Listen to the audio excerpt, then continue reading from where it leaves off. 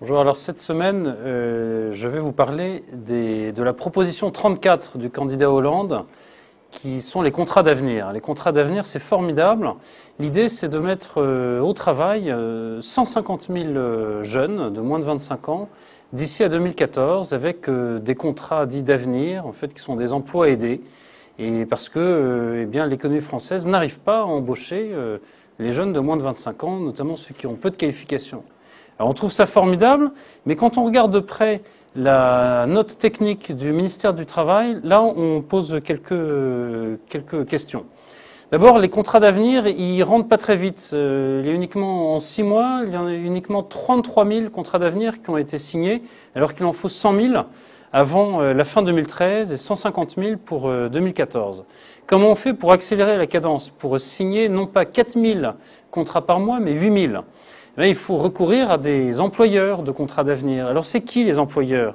C'est très explicite, la note technique du ministère du Travail. Dans l'ordre, 1, les associations et fondations à but non lucratif. Si vous faites de l'argent, c'est pas intéressant. C'est pas pour vous. 2, les collectivités territoriales. Alors là, les régions, les départements, les communes, les regroupements de communes, communautés de communes, communes de communes, communautés urbaines, c'est très bien. 3, les EPIC, les personnes morales de droit public, elles ont le droit de concourir. 4, les groupements d'employeurs pour l'insertion et la qualification, ça va. 5, les entreprises et associations d'insertion, c'est possible aussi. 6, les sociétés d'économie mixte. Et 7, mais là le lecteur est prié de se boucher le nez, ouvrez les guillemets, par exception, les entreprises du secteur marchand dans certains secteurs. Et simplement, la liste des secteurs doit être fixée au niveau de chaque région par le préfet, en collaboration avec le président du conseil régional. Nous y sommes.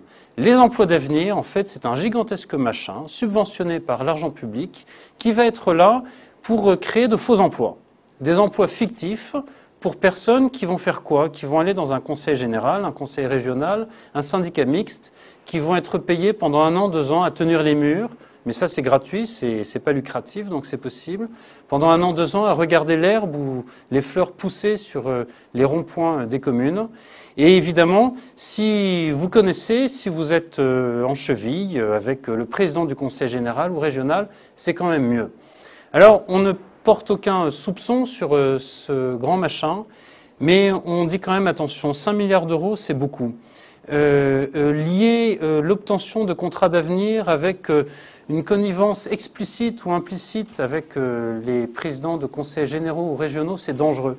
Ça ne s'appelle plus la démocratie, ça s'appellerait, notamment en Grèce contemporaine, la kleptocratie. Et ça, c'est pas quelque chose qui se rapproche ni de près ni de loin avec ce que François Hollande souhaitait, qui était la République exemplaire.